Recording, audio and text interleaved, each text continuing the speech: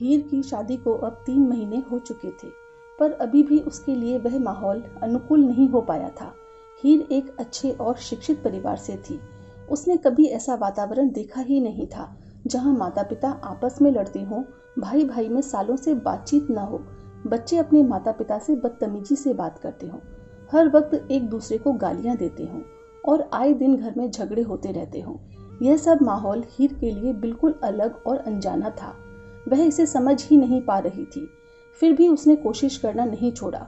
उसने सब कुछ ठीक करने का फैसला किया। घर का माहौल सही करने की उसने बहुत कोशिश की, पर हर बार वह नाकामयाब ही रही। कहते हैं ना, जब तक इंसान खुद को बदलना न चाहे, आप उसे कुछ भी कहकर नहीं बदल सकते।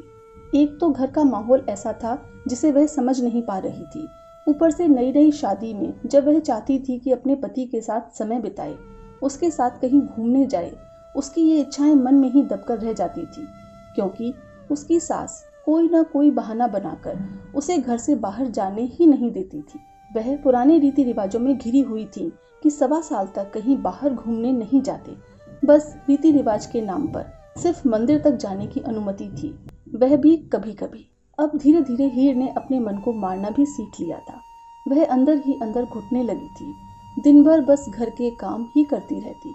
जितना काम उसने अपने मायके में पूरी जिंदगी में नहीं किया था, उससे ज्यादा काम वह रोज उस घर में करती थी। फिर भी बिना किसी से कुछ कहे वह ये सब काम खुशी खुशी करना सीख चुकी थी। अब एक माँ की दुलारी बेटी समझदार हो चुकी थी। उसे तो बस अपनी माँ के दिए हुए संस्कार ही याद रहते थे कि कोई भी बात हो जाए पर किसी को जवाब नहीं देना। बेटी चाहे अकेले में रो ले, पर ससुराल में मुंह न खोलना। उनकी दी हुई यही सीख ने उसे सब कुछ सहन करने की ताकत दी। वह धीरे धीरे उस माहौल में खुद को ढालने की कोशिश कर ही रही थी कि उसके सामने फिर से एक नई परेशानी आ खड़ी हुई। अभी तक तो यही बात सामने आई थी कि उसके पति कुछ कमाते नहीं हैं। हीर को यह भी पता चला कि उसके पति एक शकी स्वभाव के इंसान हैं। अब शादी को कुछ महीने बीत चुके थे और हीर धीरे धीरे घर में घुलने मिलने लगी थी। वह अपने देवर से बातें करती और सास ससुर से भी बातचीत करने लगी थी। लेकिन हीर का अपने देवर और ससुर से बात करना उसके पति को बिल्कुल पसंद नहीं था। एक दिन जब वह अपने देवर से बात कर रही थी, तभी उसके पति ने देख लिया और वह आग बबूला हो गए। हीर समझ ही नहीं पाई कि ऐसा क्या हो गया, उसने ऐसा क्या कर दिया, उससे ऐसी कौन सी गलती हो गई कि वह इतने नाराज हो गए। उसने अपने पति से पूछा, क्या मुझसे कोई गलती हुई है?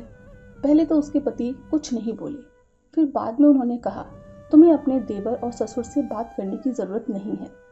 बस जितना जरूरी हो उतनी ही बात करो, उसके अलावा न उनसे बात करो न ही उनके पास बैठो। हीर समझ नहीं पा रही थी कि यह सब क्या हो रहा है। अपने पति का गुस्सा और यह व्यवहार देखकर वह सहम गई थी। उसने अपने पति को पहली बार इतने गुस्से में देखा था। यहाँ तक कि वह व्यक्ति इतना शक्की था कि जब हीर सुबह उठकर अपने सास ससुर के पैर छूने जाती और वे उसे आशीर्वाद देते हुए उसके सिर पर हाथ रखते, तो भी उसके पति को गुस्सा आ जाता। वे यह भी नहीं चाहते थे कि उसके पिता उसे आशीर्वाद के रूप में भी हाथ लगाएं। उसने हीर को पिता के पैर छूने से भी मना कर दिया था। अब हीर ने ससुर के पैर छूना भी बंद कर दिया था। उसे घर में किसी से बात करने की अनुमति नहीं थी। यदि उसके देवर उससे बात कर लेते तो हीर को बहुत डर लगता था कि कहीं उसके पति ने देख लिया तो क्या होगा। इसीलिए वह किसी से बात ही नहीं करती थी। बस चुपचाप घर का सारा काम निपटाकर अपने कमरे में चली जाती और वहीं बंद रहती। अब उस घर में हीर के पास बात करने वाला कोई नहीं था। उसके पति झूठ बोलते कि वे काम पर जा रहे हैं, लेकिन असल में किसी दोस्त के घर समय बिताकर वापस आ जाते, ताकि ऐसा लगे कि वे सच में नौकरी पर जा रहे हैं। जल्दी ही हीर को यह सच्चाई भी पता चल गई, लेकिन वह इतनी सीधी थी कि जो भी उसके पति कहते वह उसे सच मान लेती। उसके पति ने कहा कि वे लाइब्रेरी जाकर किसी परीक्षा की तैयारी कर रहे हैं और हीर ने वही मान लिया। हीर के 2 देवर थे। उसके पति को छोटे देवर से हीर की बात करने में कोई आपत्ति नहीं थी, लेकिन उन्हें बड़े देवर से बातचीत पर ऐतराज था। अपने पति की बात मानते हुए हीर ने बड़े देवर से बात करना ही बंद कर दिया था। आखिरकार उसके पति को बड़े देवर से बात करने से आपत्ति क्यों थी, इसका रहस्य भी सामने आ गया। एक दिन जब हीर मायके गई हुई थी तो उसकी फोन पर अपने पति से बात हुई। उसने पूछा, आप कहाँ हैं? तो उसके पति ने झूठ बोला कि वे घर पर ही हैं। लेकिन हीर को पहले से ही पता था कि वे घर पर नहीं है, क्योंकि उसके देवर ने ही उसे फोन करके यह बात बता दी थी। फिर ऐसा क्या था कि उसके पति ने झूठ बोला? ऐसा क्या था जो वे हीर से छुपा रहे थे?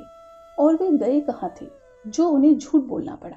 वे गए थे अपनी बुआ के घर। अब बुआ के घर जाने में ऐसा क्या था कि झूठ बोलना पड़ा? वजह थी, वहाँ उनकी कई भाभियाँ थीं, जिनमें से एक भाभी से उनका कुछ खास लगाव था। बुआ के घर में वही एक भाभी थी जो थोड़ी पढ़ी लिखी थी, और इस घर में वही एक थे जो फर्जी पेपर देकर एमए कर चुके थे। सिर्फ एमए ही नहीं, डबल एमए। वे पहले भी कई बार बुआ के घर कई कई दिनों तक रहकर आते थे। हीर के पति का अपनी उस भाभी के साथ कुछ तो ऐसा रिश्ता था जिस वजह से वे हीर को अपने बड़े देवर से बात तक करने से मना करते थे। पर यहाँ भी देखो, उन्होंने हीर से जो भी झूठ बोला, हीर ने उसको सच मान लिया। लेकिन जब एक बार हीर ने खुद कुछ ऐसा देख लिया तो उसे यकीन हो गया कि उसके पति और उसकी भाभी के बीच कुछ ऐसा संबंध है जो सही नहीं है। शायद इसी वजह से वह नहीं चाहते थे कि हीर अपने देवर से कोई बातचीत करे। हीर अब सच और झूठ के चक्रव्यूह में फंस चुकी थी। वह नहीं जानती थी कि सच क्या है और झूठ क्या। घर में रोज होने वाले झगड़े वह चुपचाप देखती रहती। उसका किसी से कोई झगड़ा नहीं था, बस उसे किसी से भी बात करने की अनुमति नहीं थी। धीरे धीरे वह अंदर ही अंदर घुटने लगी। उसे कई बीमारियों ने घेर लिया। इससे पहले उसने ऐसा माहौल कभी नहीं देखा था, और चाहकर भी वह उस माहौल को बदल नहीं पा रही थी। घर में सारा दिन अकेले बिताना पड़ता, उसका मन भी नहीं लगता था। एक दिन उसने अपने पति से कहा कि वह नौकरी करना चाहती है। उसने कहा, इससे मेरा मन भी लगेगा और घर में कुछ आमदनी भी हो जाएगी। अपनी जरूरतों के लिए सास ससुर से पैसे मांगना अच्छा नहीं लगता। वह किसी स्कूल में शिक्षिका की नौकरी करना चाहती थी, जिससे वह घर भी संभाल सके और बाहर का काम भी कर सके।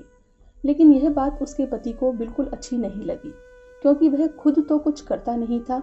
अब पत्नी नौकरी करे, यह उसे बिल्कुल भी मंजूर नहीं था। उसने नाराजगी जताई और साफ मना कर दिया। अब हीर की यह उम्मीद भी टूट गई और वह फिर से मायूस हो गई। लेकिन उसने हार नहीं मानी, वह कोशिश करती रही। क्या हीर को अपने पति से नौकरी करने की अनुमति मिली? क्या वह उस माहौल में खुद को ढालने में सफल हो पाई? अगर आप भी जानना चाहते हैं कि हीर के साथ आगे क्या हुआ, तो मिलते हैं इसके अगले भाग में, कहानी हीर की। अगर आपने अभी तक चैनल को सब्सक्राइब नहीं किया है तो आप चैनल को सब्सक्राइब कर लीजिए। ऐसे ही आगे भी मैं आप लोगों के लिए अपने आसपास में घटित हो रही सच्ची घटनाओं को लेकर आऊंगी, तो आप लोग मुझे फॉलो कीजिए। Thank you so much.